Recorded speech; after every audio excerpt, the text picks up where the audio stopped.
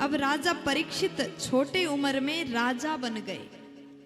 राजा परीक्षित एक दिन अपने राज्य में विचरण कर रहे हैं। देखो, इतने कम आयु में, कम उम्र में राजभार को संभालना बहुत बड़ी बात है।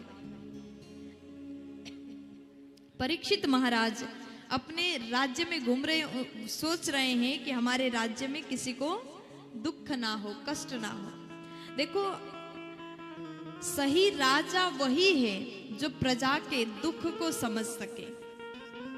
जिन राजा के राज्य में प्रजा सुखी है वो राजा श्रेष्ठ है। प्यार से बोल दीजिए ना, राधे राधे। थोड़ा जोर से बोलो ना जी। अमरुपुर वालों बोल दो ना। आज राजा परीक्षित जी घूम रहे हैं अपने राज्य में, लेकिन उन्होंने देखा कि उनके राज्य में गौ माता दुखी है, गाय रो रही है,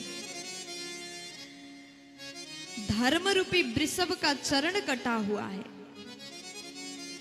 राजा ने पूछा, आपका ये हाल किसने किया? तब धर्म रूपी वृषभ बोले, महाराज, इस दुनिया में कोई किसी को सुख या दुख नहीं दे सकता। व्यक्ति अपने कर्म से सुख या दुख को प्राप्त करता है।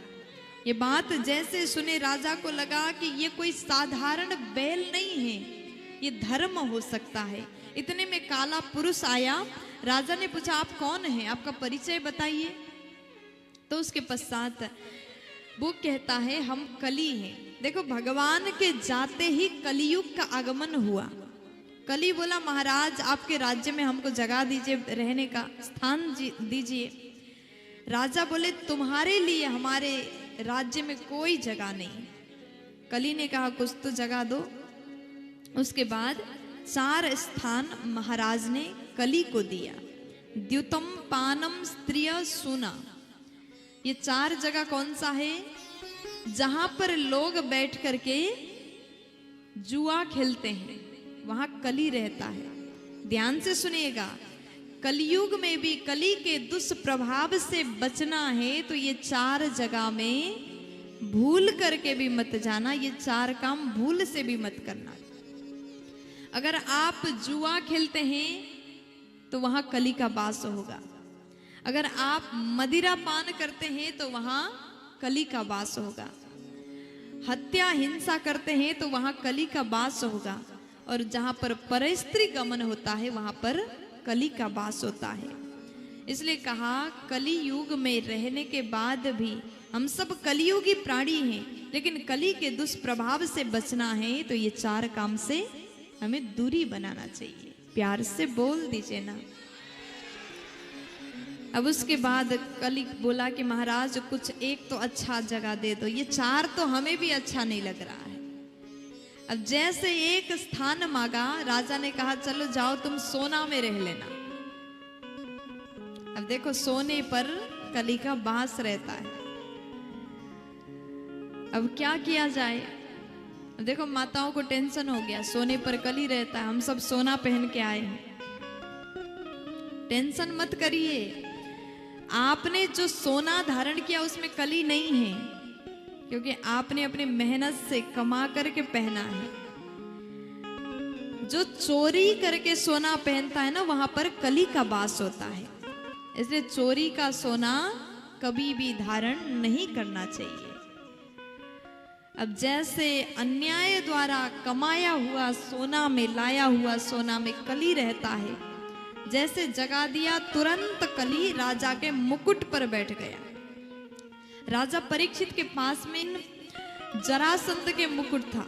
जरासंध के मुकुट धारण करके गए थे, कली मुकुट पर बैठ गया।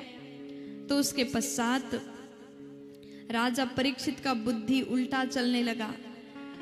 वो शिकार करने के लिए बाहर गए। समीक नाम के ऋषि का आश्रम है। समीक जी आश्रम में कुटी में तपस्या कर रहे थे। राजा जाकर के जल मंगाने लगे, मुझे प्यास लगी, जल्दी से पानी लाओ। लेकिन बहुत देर इंतजार करने के बाद भी समीक जी पानी लेकर के नहीं आए, जल पिलाने नहीं आए। तो राजा को बड़ा क्रोध आया। देखो, राजा परीक्षित जी बड़े धर्मात्मी राजा है। साधु संतों का सम्मान करते थे, लेकिन आज सिर पर कली बैठा है इसलिए समीक जी का अपमान कर रहे हैं। वहीं पास में एक मृत सांप पड़ा था, उसको तलवार से उठाया और समीक जी के गले पर डाल दिया। अब ऋषि के गले पर मृत सांप को डाला है। राजा परीक्षित अपने महल में चले गए। थोड़ी देर पश्चात समीक ऋषि के पुत्र श्रृंगी ऋषि आए। उन्होंने देखा कि हमारे पिता के गले में मरा हुआ सांप पड़ा है। उनको बड़ा क्रोध आया, तुरंत श्राप दिया वो राजा परीक्षित जी का 7 दिन में तक्षक द्वारा मौत हो जाए। श्राप दिया। राजा परीक्षित अपने राज्य में गए। जैसे मुकुट को उतार के रख दिया, उनको याद आया आज हमसे बहुत बड़ा पाप हो गया, बहुत बड़ा गलती हो गया। अब कैसे मैं प्रायश्चित करूंगा, अब मैं क्या करूं, विचार करने लगे।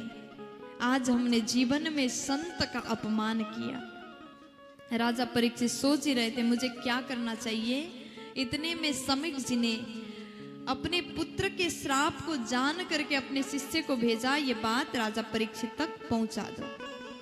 और परीक्षित महाराज के पास में समीक ऋषि के शिष्य गौरमुख गए और सारी बातें बताया। राजा को पता चला तो तुरंत 7 दिन में मरने के बाद राजा परीक्षित तुरंत अपने राज्य बच्चों को सौंप करके गंगा जी के तट पर जाकर के बैठ गए।